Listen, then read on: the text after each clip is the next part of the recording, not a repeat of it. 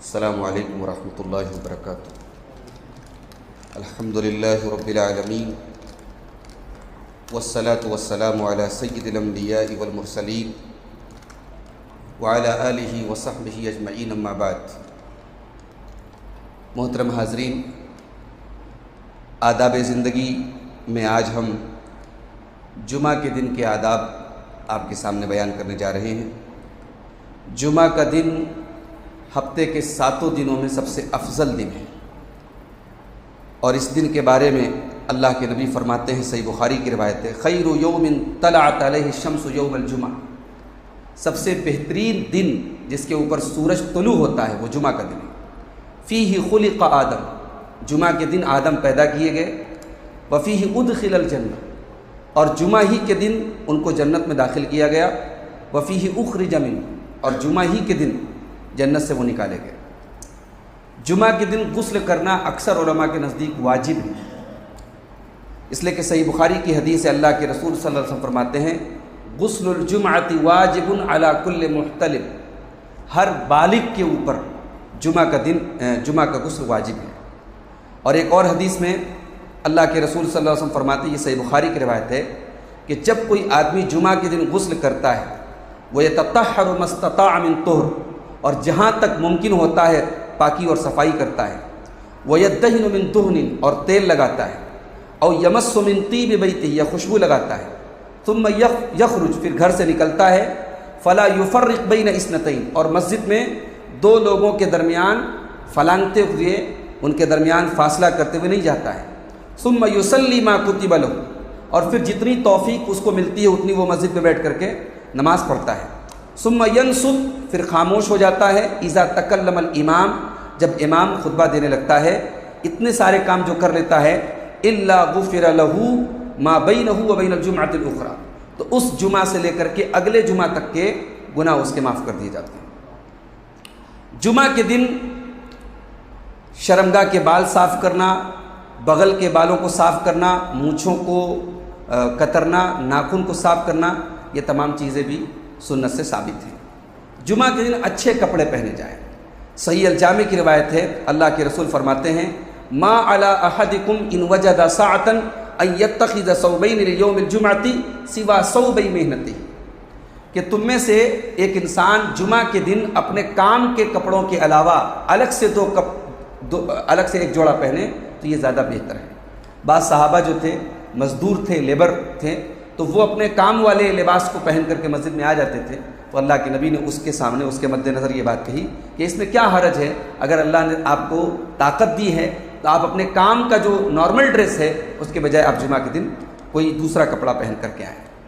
جمعہ کے دن مسجد میں جتنا پہلے آدمی آئے اتنا زیادہ ثواب ملے گا۔ چنانچہ صحیح بخاری کی روایت ہے، اللہ کے رسول صلی اللہ علیہ وسلم فرماتے ہیں، جو جمعہ کے دن غسل کرے ثم راح، پھر وہ جلدی سے جلدی مسجد میں آ جائے، فَكَأَنَّمَا قَرَّبَ بُدْنَةً، تو گویا اس نے اللہ کی راہ میں ایک اونٹ قربان کیا، وَمَنْ رَاحَ فِي السَّاعَةِ الثَّانِيَةِ، اور جو اس کے بعد دوسرے نمبر پر جو آتا ہے، فَكَأَنَّمَا قَرَّبَ بَقَرَةً، تو گویا اس نے ایک گائے کی قربانی کی، وَمَنْ رَاحَ فِي السَّاعَةِ الثَّالِثَةِ، اور جو تیسرے نمبر پر آتا ہے، فَكَأَنَّمَا قَرَّبَ كَبْشًا أَقْرَنَ، گویا اس نے اللہ کی راہ میں ایک سینگ والے میڑھے کی، دمبے کی قربانی کی، اور جو چوتھے نمبر پر آتا ہے گویا اس نے ایک مرغی کی قربانی کی، اور جو 5ویں نمبر پر آتا ہے گویا اس نے اللہ کی راہ میں ایک انڈا دیا۔ فَإِذَا خَرَجَ الْإِمَامُ، اور جب امام خطبے کے لیے نکلتا ہے، حضرت الملائکہ یستمعون الذکر، تو فرشتے بھی اس وقت خطبے کو سننے کے لیے حاضر ہو جاتے ہیں۔ گردن فلانگ کر کے آنا جمعہ کے دن منع کیا گیا ہے۔ عبداللہ بن بصر کہتے ہیں کہ ایک آدمی جمعہ کے دن لوگوں کی گردنوں کو فلانگ کرتے ہوئے، کراس کرتے ہوئے آیا، اللہ کے نبی صلی اللہ علیہ وسلم خطبہ دے رہے تھے، تو اللہ کے نبی نے ان سے کہا، اجلس، بیٹھ جاؤ، فقد آذیت، تم نے دوسروں کو تکلیف پہنچائی ہے۔ جمعہ کے دن سورہ کہف کی تلاوت کرنا یہ بھی بڑی فضیلت کی چیز ہے۔ صحیح الجامع کی روایت ہے، اللہ کے رسول صلی اللہ علیہ وسلم فرماتے ہیں، من قرأ سورۃ الکہف فی یوم الجمعہ، جو جمعہ کے دن سورہ کہف پڑھتا ہے، اضاء له من النور ما بین الجمعتین، تو دونوں جمعہ کے درمیان اللہ تعالیٰ کی طرف سے اس کے لیے ایک روشنی اس کو عطا کر دی جاتی ہے، اس کی زندگی میں ایک نور ہوتا ہے، ایک روشنی ہوتی ہے۔ تو جمعہ کے دن کا مطلب یہ ہے کہ فجر بعد سے لے کر کے آپ جمعہ کے دن مغرب کی اذان کے پہلے تک سورہ کہف پڑھ سکتے ہیں۔ جمعہ کے دن کا یہ مطلب نہیں کہ جمعرات کو آپ مغرب بعد سے ہی پڑھنا شروع کر دیں. مغرب بعد سے تاریخ چینج ہوتی ہے، لیکن جمعہ کا دن جو ہے وہ فجر سے ہی سٹارٹ ہوتا ہے. ٹھیک ہے. جمعہ کے دن کثرت سے دعا کرنی چاہیے. جمعہ کے دن کوئی وقت ایسا ہے، کوئی گھڑی ایسی ہے جو قبولیت کی گھڑی ہے.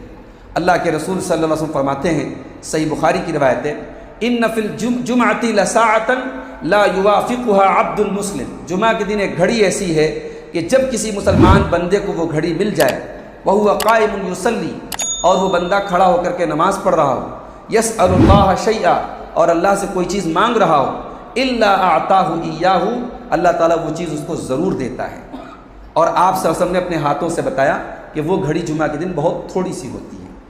علامہ ابن قیم کہتے ہیں کہ یہ جو گھڑی ہے یہ امام کے منبر پر بیٹھنے سے لے کر کے نماز کے ختم ہونے تک ہے. امام منبر پر جب بیٹھتا ہے اس وقت سے لے کر کے جمعہ کی نماز کے ختم ہونے تک یہ وہ گھڑی ہے جمعہ کے دن. ایک قول تو یہ ہے. دوسرا قول یہ ہے کہ عصر کے بعد. یہ دو قول ہیں اس سلسلے میں جو زیادہ مضبوط معلوم ہوتے ہیں. جمعہ کے دن کثرت سے اللہ کے نبی صلی اللہ علیہ وسلم کے اوپر درود پڑھنا چاہیے. بیہقی کی صحیح روایت ہے، آپ نے فرمایا کہ جمعہ کے دن اور جمعہ کی رات میرے اوپر زیادہ سے زیادہ درود پڑھو. خطبہ کے دوران بات چیت کرنا، گفتگو کرنا صحیح نہیں ہے. اللہ کے رسول صلی اللہ علیہ وسلم فرماتے ہیں، بخاری اور مسلم کی روایت ہے، کہ جب تم نے جمعہ کے دن اپنے ساتھی سے کہا خاموش ہو جاؤ اور امام خطبہ دے رہا تھا، فقط لغوتا، تو تم نے خود لغو کام کیا. یعنی آپ کو کسی کو چپ کرانے کے لیے بھی نہیں بولنا ہے کہ تو چپ ہو جا. اگر کوئی بول رہا ہے تو اشارے سے اس سے کہیے کہ خاموش ہو جاؤ، خطبہ ہو رہا ہے. خطبے کے دوران دوسرے کو چپ کرانے کے لیے بھی بولنا صحیح نہیں ہے. جمعہ کے دن آپ مسجد میں جب بھی آئیں 2 رکعت پڑھے بغیر نہ بیٹھیں. امام کا خطبہ ہو رہا ہو تب بھی 2 رکعت پڑھ کر کے ہی آپ بیٹھیں. اللہ کے رسول صلی اللہ علیہ وسلم فرماتے ہیں، صحیح مسلم کی روایت ہے، جب تم میں سے کوئی جمعہ کے دن آئے اور امام خطبہ دے رہا ہو، فَلْيُصَلِّ رَكْعَتَيْنِ، تو وہ 2 رکعت نماز پڑھے، ثُمَّ لْيَجْلِسْ، اس کے بعد وہ بیٹھے. جان بوجھ کر کے جمعہ نہیں چھوڑنا چاہیے. کبھی بیمار ہو گئے، مجبوری آ گئی، سفر میں ہیں، آپ گھر پہ ہیں، صحت مند ہیں، جمعہ مت چھوڑیے. جمعہ چھوڑنے کی بہت وعید ہے. صحیح مسلم کی روایت ہے، اللہ کے رسول صلی اللہ علیہ وسلم فرماتے ہیں کہ لوگ جمعہ چھوڑنے سے باز آ جائیں ورنہ اللہ تعالیٰ ان کے دل پر مہر لگا دے گا، ثم لَيَكُونَنَّ مِنَ الْغَافِلِينَ، اور لوگ غافلوں میں سے ہو جائیں گے. جمعہ کے دن اگر کسی انسان کی موت ہوتی ہے تو یہ اچھے خاتمے کی علامت ہے. یہ تو نہیں کہہ سکتے وہ جنت میں ہی جائے گا، لیکن اگر ایک انسان کی، ایک مسلمان کا انتقال جمعہ کے دن ہوتا ہے تو یہ اچھے خاتمہ کی دلیل ہے. اللہ کے رسول صلی اللہ علیہ وسلم فرماتے ہیں، یہ مسند احمد کی اور ترمذی کی صحیح روایت ہے، ما من مسلم یموت یوم الجمعہ او لیلۃ الجمعہ، جو مسلمان جمعہ کے دن یا جمعہ کی رات انتقال کرتا ہے، الا وقاہ اللہ تعالی فتنۃ القبر، اللہ تعالیٰ ایسے انسان کو قبر کے فتنے سے بچاتا ہے. تو یہ قبر کے فتنے سے بچانے کا مطلب یہ ہے کہ اللہ تعالیٰ اس کے ساتھ اچھا معاملہ کرے، مگر اس کا یہ مطلب نہیں ہے کہ انسان کی زندگی چاہے جیسے گزرے، بس جمعہ کے دن مر گیا تو اس کو قبر میں عذاب ہونے والا نہیں. ایسا نہیں ہے، بلکہ اس میں اور بھی چیزیں دیکھی جائے گی.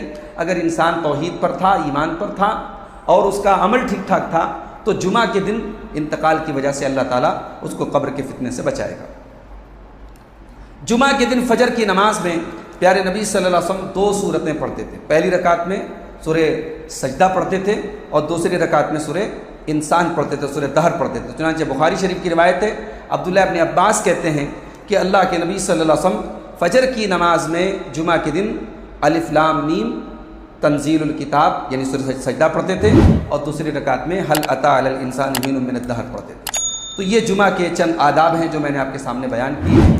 اللہ تعالیٰ سے دعا ہے رب العالمین ہمیں ان آداب پر عمل کرنے کی توفیق عطا فرمائے.